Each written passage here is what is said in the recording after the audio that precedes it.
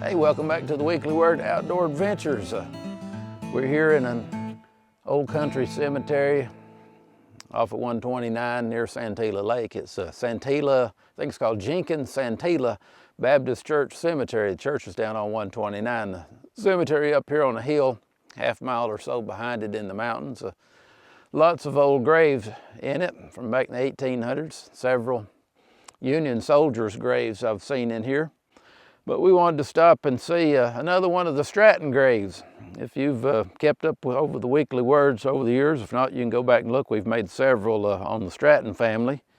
I remember we talked about the first Stratton I know of to move into the mountains, John Stratton, who lived up at Stratton Meadows. There's a bridge with the Cherahela Skyway, kind of took it out now, but he had a two-story house there way back.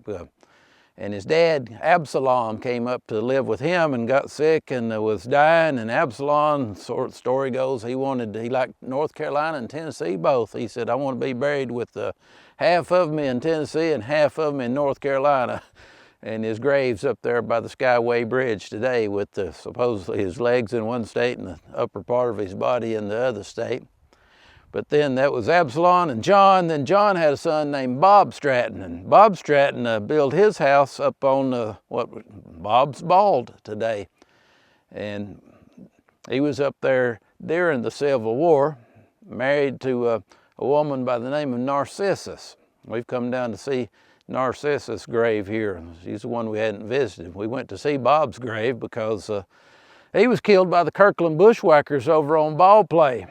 And the story goes that after they killed him for his new Spencer rifle, left his body there, and somebody went and got his wife up at Bob's Bald, and she made the trip and come down and got help and buried him up on the roadside bank right up above it there. We've been to his grave just by himself along the roadside. Narcissus, his wife, after that happened, went down and over on this side of the mountains, the North Carolina side, and lived out the rest of her days with her daughter, I believe it was. And then when she died, she was buried here in this cemetery. And I thought it was interesting that either she kept it in her heart and wanted this on her gravestone, or the daughter did too, but she wanted everybody to remember what a rough life she had to live, because it's got on her grave here. If she'd lived a few more weeks, she'd have made it to 60. She died at the young age of 59 years old. Had it put on her grave that her husband Bob, that Bob's Bald and Bob's Creek's named after, was killed by the Kirkland bushwhackers. And then she mentions here that they also had a son. Her son, another John, was killed on Rock Creek by the Lyons gang, Jim Lyons gang.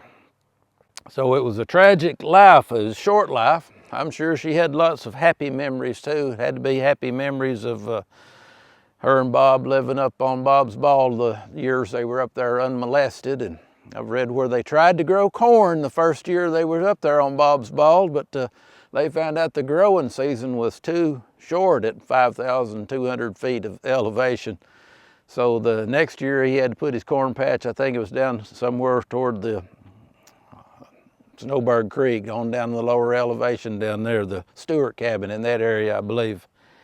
But she had all this grief and heartache on her life that she carried through life with her too.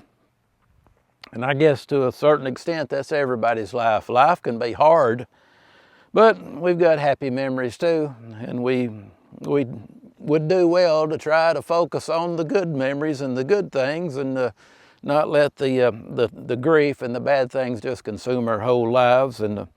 But that's what the church is about. That's what the Bible's about, and what we preachers, what we're about. We're like, hey, life can be tough, but it's just short. And it's either going to get tougher than you ever imagined at the end of it when you go out into eternity, or it's going to get better than you ever imagined when you go out in eternity.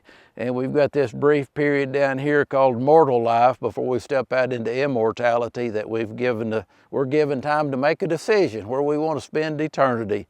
And according to the Bible, and I believe it, said if we'll make that decision to follow Jesus Christ and to trust in Him, not our self-righteousness, but to trust in the imputed, credited righteousness of Christ by grace through faith, that we have nothing but happy things to look forward to at the end of this life.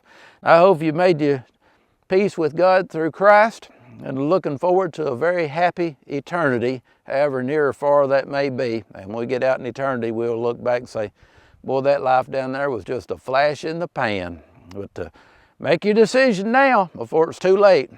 We'll see you next week, Lord willing, for another weekly Word Outdoor Adventure.